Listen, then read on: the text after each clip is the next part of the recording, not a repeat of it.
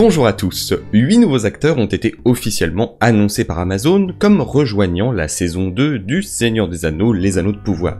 Il est pas frais ton scoop? Viens me le dire ici qu'il est pas frais. Oh, et puis fallait me suivre sur Twitter et Instagram. Voilà. Bref, on va donc voir un peu le CV de ces nouveaux venus qui sont pour certains des piliers de la télévision et du théâtre britannique, avec de bonnes, voire de très bonnes références. Au diable la galanterie et suivons bêtement l'ordre donné par Amazon en commençant par Oliver Alvin Wilson, qui n'est clairement pas celui avec la filmographie la plus impressionnante comme vous pouvez le voir. Personnellement, je n'ai jamais vu aucune des séries dans lesquelles il a joué.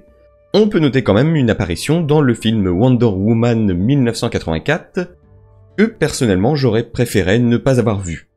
En revanche, il a été nettement plus prolifique au théâtre. Le second petit nouveau est Stuart Bowman, que personnellement j'associe avant tout à la série diffusée sur Canal+, Versailles. Mais ce serait très réducteur de limiter sa carrière à cette seule série, qui, sans être exceptionnelle, se laissait regarder, et surtout j'ai de très bons souvenirs de l'avoir binge-watché avec mon meilleur ami en décompressant de la fin des examens de droit. Ah merde, on me dit dans l'oreillette que vous n'en avez rien à foutre de l'anecdote.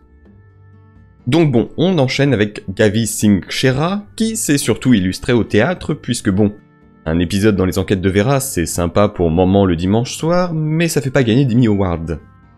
Vient ensuite William Chubb, qui lui a une très longue liste de séries à son actif, dont l'excellente série Jonathan Strange and Mr. Norrell, qui, bien que peu connue, vaut vraiment le coup.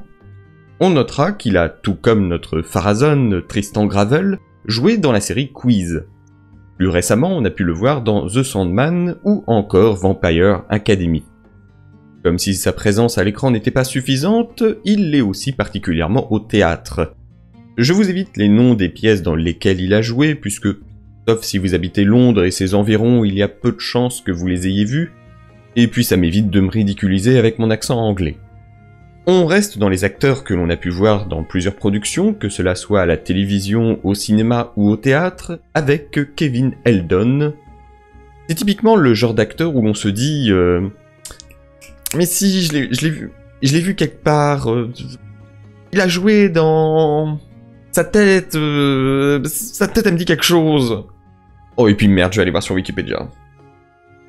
Pour vous simplifier les choses, vous constaterez qu'il a joué dans Game of Thrones, Shadow and Bone, The Crown ou encore Doctor Who. Au cinéma, on l'a vu dans Hot Fuzz, mais aussi aux côtés d'Elijah Wood, notre Frodon dans Set Fire to the Stars.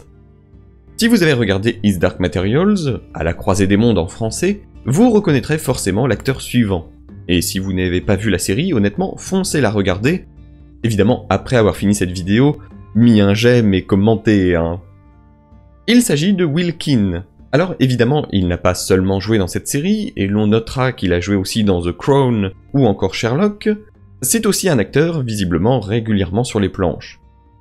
Pour le coup, c'est l'un des ajouts qui me hype le plus tellement j'avais aimé le jeu de cet acteur.